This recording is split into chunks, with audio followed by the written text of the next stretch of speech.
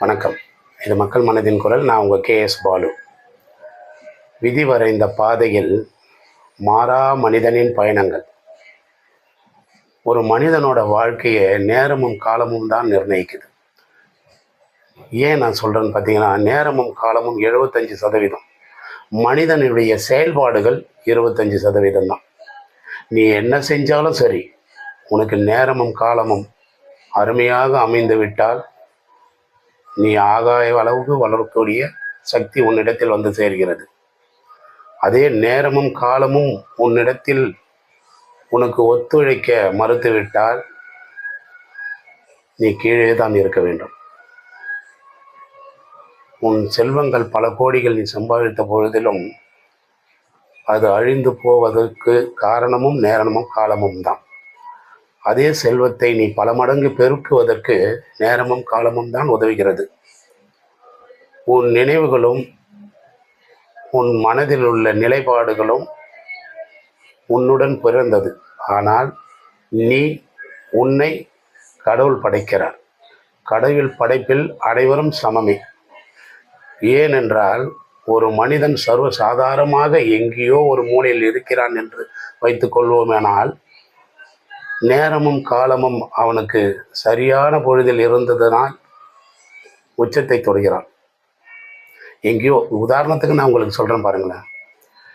எங்கேயோ கர்நாடகாவில் கண்டக்டராகவோ டிரைவராகவோ அப்படியே பணிபுரிந்திருந்த மனிதனுக்கு நேரமும் காலமும் ஆண்டவனோட அனுகிரகியும் தென்படுது, பாலச்சந்தர் என்ற ஒரு மனிதனால்.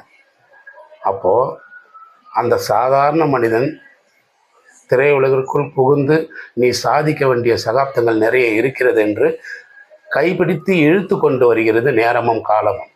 நீ முடியாது என்றாலும் விடாது. நீ ஓடி ஓடி ஒளிந்த பொழுதும் வாழ்க்கை விடுவதில்லை என்று சொல்வார்கள் இல்லையா? அது போன்றுதான் இந்த நேரத்துக்கும் காலத்துக்கும் ஏற்ற மாதிரி நம்மளை நாமளும் வடிவமைத்து கொள்ள வேண்டும். ஏனென்றால் நீ செஞ்சதாக இந்த உலகில் எதுவுமே கிடையாது. பகவத்கீதையில் அழகாக சொல்லியிருக்காங்க, இன்று எது உன்னுடையதோ நாளை அது வேறொருடையது. நீ இங்கிருந்து எதை எடுக்கப்பட்டாயோ அது நான் அங்கிருந்தே கொடுக்கப்பட்டது. அதுதான் உண்மை. உனக்கான படைப்புகள் உலகில் எதுவும் இல்லை. ஆண்டவனால் படைக்கப்பட்டது தான் அனைத்துமே. அதனால் முயற்சி செய்யுங்கள். அதுக்காக 24 மணி நேரமும் உழைப்பு உழைப்பு உழைப்பு என்ற போர்வையில் உங்கள்